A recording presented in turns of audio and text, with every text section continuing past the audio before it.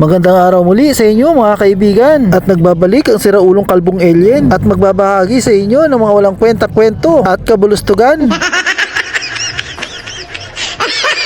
At nandito na naman po ako sa mundo ng mga tao. Nasa isang banda ay mayroong magandang pasyalan at malawak na lugar na pwede yung pagbandingan at pagtambayan, na mayroong magandang tanawin, na may malinis na dagat, na may magandang ulap at malawak na kalangitan. Kaya ano pang inaantay mo? Yayain mo na yung jowa, asawa o kaya ang kabit mo. What? Ay, sorry, joke lang. Ang iyong pamilya pala, para makalangap naman ang sariwang simoy ng hangin. At dito na rin kayo magpalipas ng oras hanggang paglubog ng araw. Huwag ho kayong mag-alala, wala pong bayad dito. Pwede po rito ang mag-walk. Isama nyo na ang mga bata, matanda, at magdala na lang kayo ng mga lutong pagkain kung gusto nyo magtipid. Pero kung makapal naman ang mga bulsa nyo, meron naman dito mga restaurant na pwedeng pagkainan at pagpipilian. At yun ay kung papasa sa inyong mga panlasa. Kaya ano pang inaantay nyo, tara na. Huwag ka nang magdalawang isip at malay natin magkita-kita pa tayo rito. At nang makalibre naman sa'yo.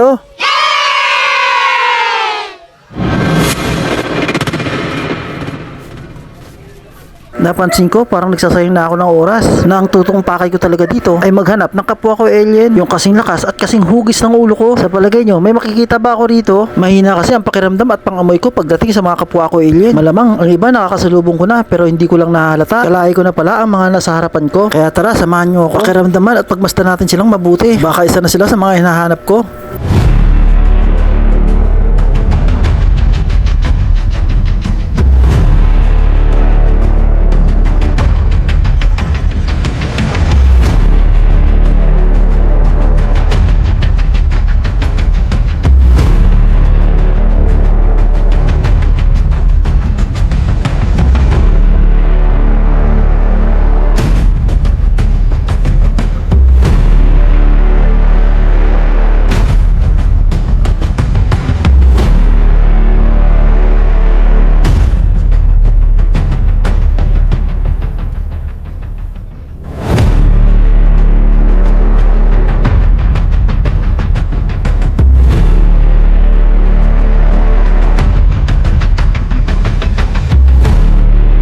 Sa mga nagtataka at nagtatanong kung saan man ako naroroon, ito po ay Manila Bay, katabi ng CCP Complex at boundary ng Pasay at Manila, katapat ng Bangko Sentral ng Pilipinas, along Rojas Boulevard. At napakadali nitong hanapin dahil makikita mo agad ito kung gugustuhin mo, at mahihirapan ka lamang kung wala kang balak puntahan.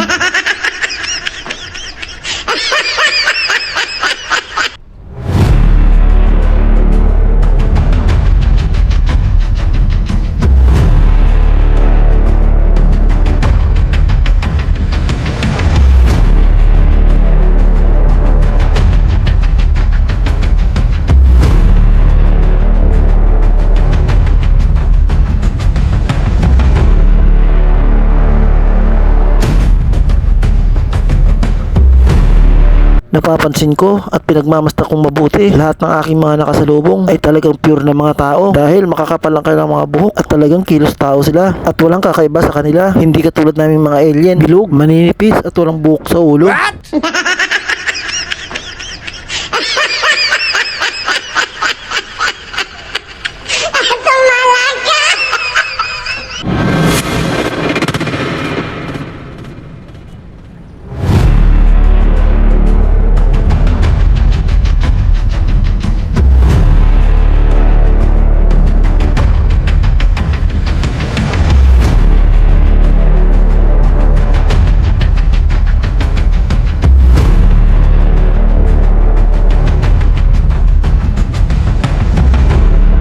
Nakikita nyo ba na napakaganda ng paligid? Perfect timing, napakaganda rin ng panahon at hindi na rin mainit. Kaya perfect talaga sa paglalakad. Buti na lang at nagdesisyon ako na hindi gumamit ng UFO at mag-disguise ng katulad nito. Hindi nila napapansin at nahalata na alien tayo. What?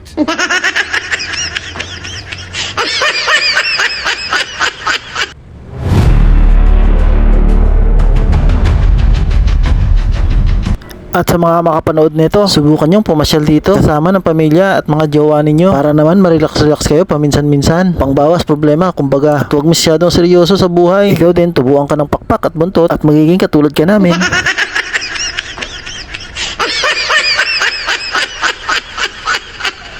At hanggang dito na lang muna mga kaibigan, at aking siseryosohin paghahanap sa aking mga kasamahan. Hanggang sa muli, bye bye!